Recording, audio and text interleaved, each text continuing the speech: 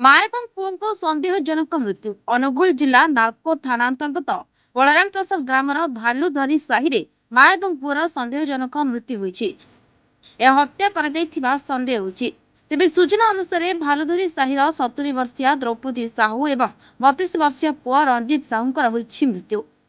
ତାଙ୍କ ଘରୁ ଦୁଇ ମା ପୁଅଙ୍କର ଆଜି ପୋଲିସ ମୃତଦେହ ଉଦ୍ଧାର କରିଛି। ଏଥିସହ ହତ୍ୟା ନା ଆତ୍ମହତ୍ୟା ସନ୍ଦେହ ଘେର ରହିଛି।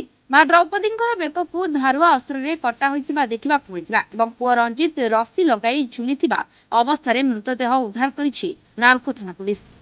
ଏପଟେ ଖବର ପାଇ ଅନୁଗୁଳ ଏସଡିପିଓ ଏବଂ ସାଇଣ୍ଟିଫିକ ଟିମ୍ ଘଟଣାସ୍ଥଳରେ ପହଞ୍ଚି ତଦନ୍ତ ଆରମ୍ଭ କରିଛି।